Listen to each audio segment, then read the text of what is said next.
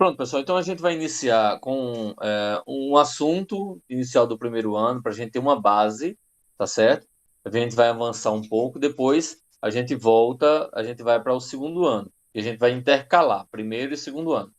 Esse assunto, se você olhar, está como nono ano, ciência, porque na verdade o assunto o básico vem no nono ano, mas algumas coisas repetem no primeiro ano, tá certo? Então vamos lá. Primeira coisa, matéria, né? O que é matéria? O que você entende por matéria? Professor, matéria é aquela que a gente coloca no caderno? Não, ali são disciplinas, né? São componentes curriculares, tá certo? Matéria é algo, é uma substância, é um objeto, é tudo aquilo que você puder pensar que exista, que tenha duas características principais. Quais são as duas características principais? Tem que ter massa e tem que ocupar lugar no espaço. Para ser matéria, tem que ter essas duas características. Tem que ter massa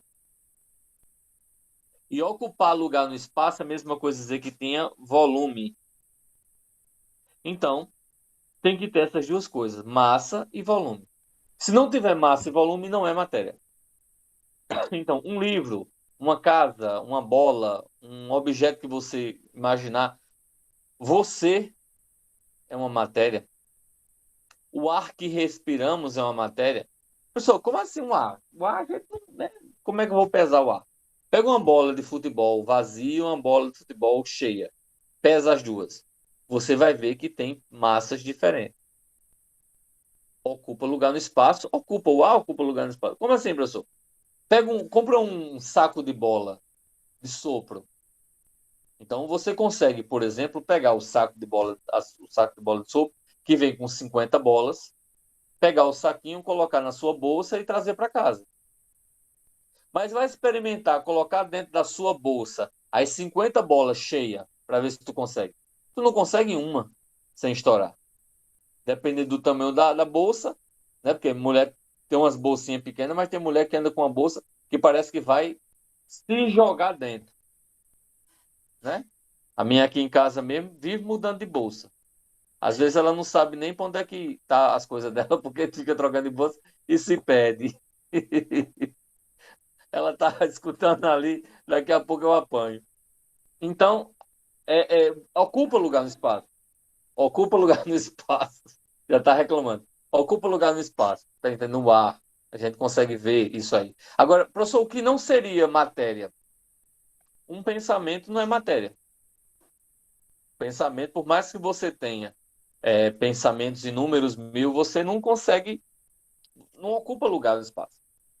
É tudo no seu juízo ali, mas nem no seu juízo ocupa lugar no espaço.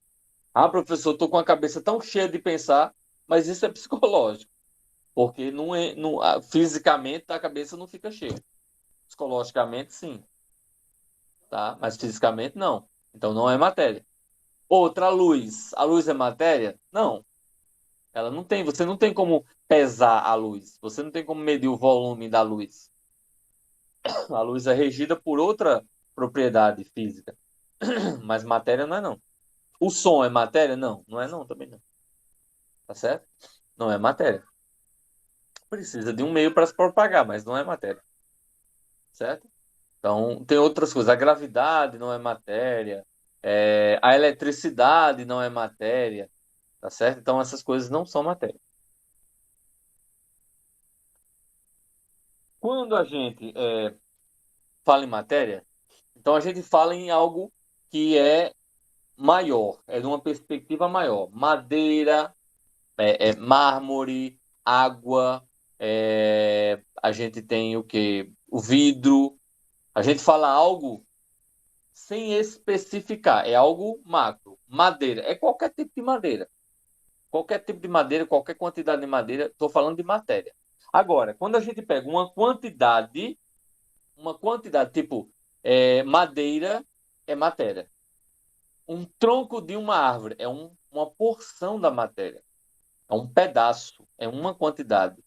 Uma tábua de madeira, eu estou deixando isso de forma específica. Então, isso aí continua sendo matéria, mas é chamado de algo, o nome próprio. Isso é chamado de, é chamado de corpo. tá? Então a gente chama isso aí de corpo, ó. Corpo é uma porção limitada de matéria. Então, se eu tenho a minha matéria é madeira, um tronco de árvore é o corpo. Se a minha matéria é mármore, um bloco de mármore vai ser um corpo. Se eu tenho vidro, é matéria. Um caco de vidro é um corpo. Professor, e uma garrafa de vidro é o corpo? Não. A garrafa de vidro ela vai ter uma utilidade. Do mesmo jeito que uma cadeira de madeira, uma estátua de mármore, isso é um corpo que você deu uma forma, que você modificou de alguma maneira, e ele passa a ter uma utilidade. A gente pega, por exemplo, o mármore é matéria. Um bloco de mármore você tem um corpo. Uma pia de mármore você tem um objeto. Porque você tem uma situação em que você pode utilizar de alguma forma. Então, o objeto vai ser um corpo ou um tipo de matéria que a gente tem uma utilidade. Alguma dúvida, pessoal?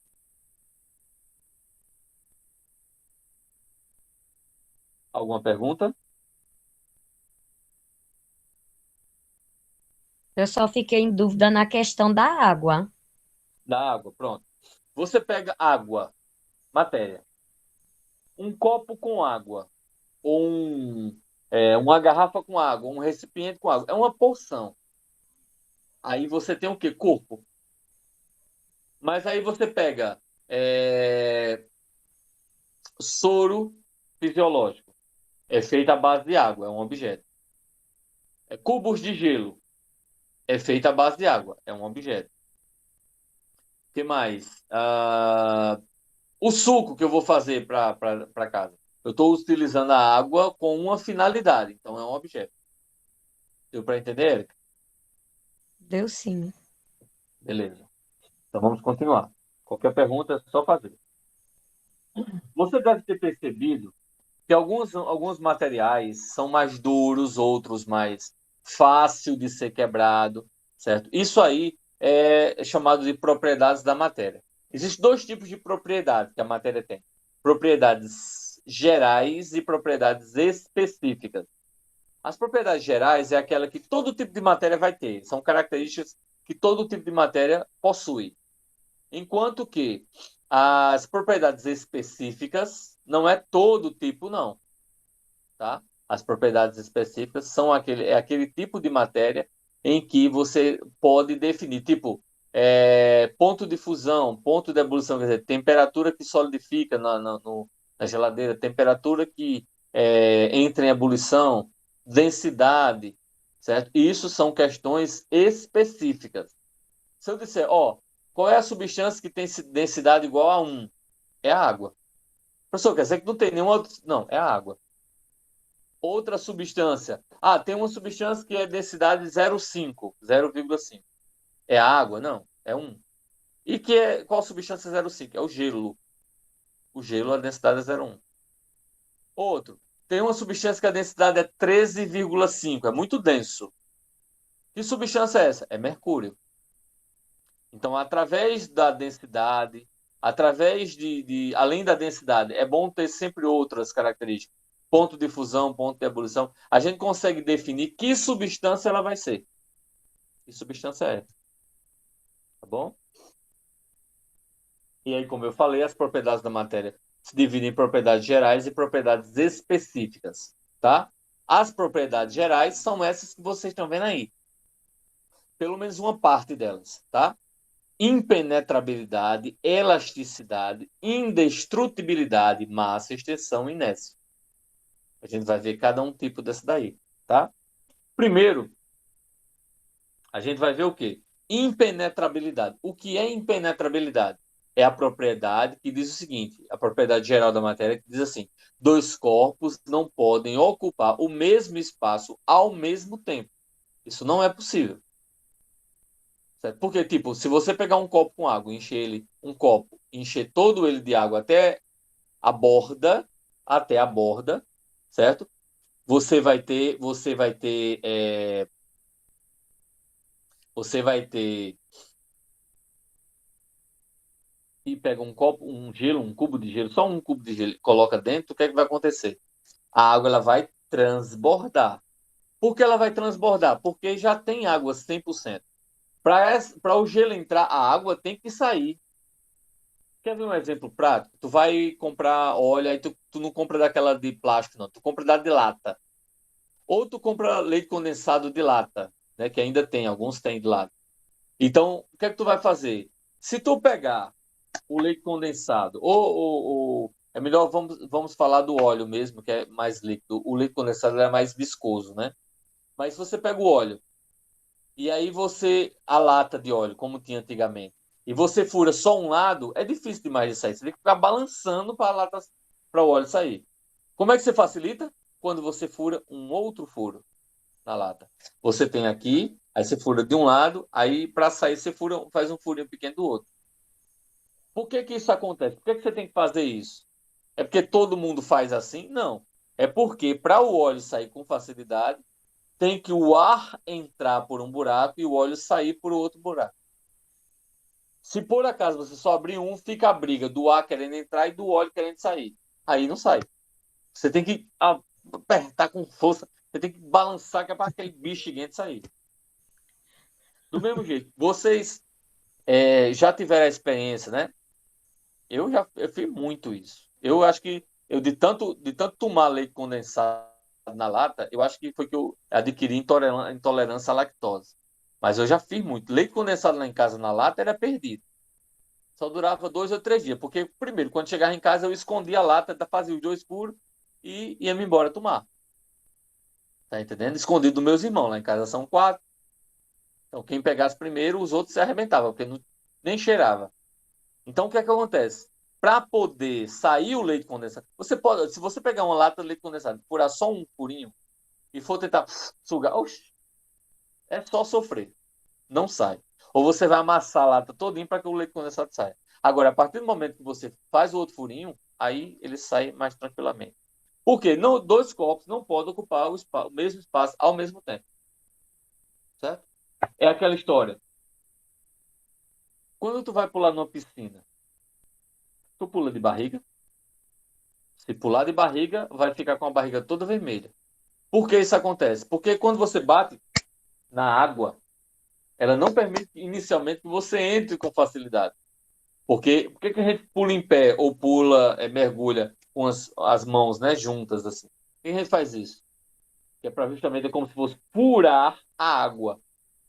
Aí por isso que a água transborda. Porque quando a gente entra, o volume da piscina ela aumenta. Ok? Isso é impenetrabilidade. Extensão é a propriedade que indica volume. Todo tipo de matéria tem que ter extensão. É obrigatório. Extensão e massa, que são as características para ser matéria. Então, extensão é o volume ocupado. É você ter a capacidade de medir o volume. Certo? Medir o volume. Esse copinho aí é clássico, né? Para você medir volume de óleo, de leite. Tem gente que vai medir a quantidade de açúcar aí, ou de feijão, ou de qualquer outra coisa, e bota num copinho desse. Isso não é para medir esse tipo de coisa. Certo? É só para identificar a quantidade, claro. Mas o feijão, o açúcar, você não vai medir o volume para trabalhar. Você vai medir a massa. Volume é para líquidos ou para gases. Certo? Massa. Então, a massa é o quê? Propriedade básica da matéria. Né? Indica quantidade de matéria em um corpo. Volume indica o local ocupado pela matéria, que é o volume, a extensão. Já a massa indica a quantidade de matéria existente naquele lugar. Aí a gente utiliza o quê? Uma balança para medir a matéria, a quantidade de matéria.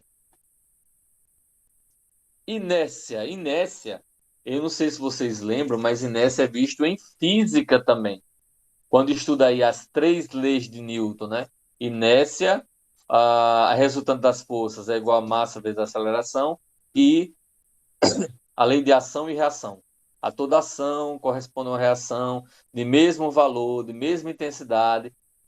só que em sentidos diferentes. Aquela coisa, o camarada se revolta, ah, meu Deus do céu, vou dar um murro na parede, que é para poder não descontar em ninguém. Burro ele, porque quando dá um murro na parede, a força que ele coloca na parede, a parede coloca a força no braço dele, na mão dele. Com isso, com a mesma intensidade que ele bater na parede, é a que vai machucar a mão dele. Isso é a terceira lei de Newton, ação e reação. A toda ação corresponde uma reação de mesma intensidade, de mesma direção, em sentido contrário, tá? E aí nessa é a primeira lei de Newton. Diz o quê? Se um corpo está em movimento, ele permanece em movimento. Se um corpo está parado, ele permanece parado, a não ser que alguma força, algum objeto faça com que ele pare. Fora isso, ele não para. Então, por exemplo, tu tá dentro a expressão clássica, a forma de explicar clássica é o cara dentro do ônibus. Né? Você tá lá dentro do ônibus, parado. O ônibus tá parado, você tá parado. Quando o ônibus acelera, tu vai para onde? Para trás. Por que tu vai para trás? Porque seu corpo estava parado igual o ônibus. Quando o ônibus começa a se movimentar, seu corpo tende a continuar parado, quer continuar parado. Por isso tu vai para trás. Aí tu foi para trás, se segurou para não cair. Né? Já esculhambou o motorista. Aí ele continuou, aí acelerou. Aí do nada aparece um cachorro cruza. Aí ele vai, para de vez, ou tenta parar. Só que seu corpo é projetado lá na frente. Você vai visitar o motorista e dar um tchauzinho a ele. Vai sair cambaleando até chegar lá na frente.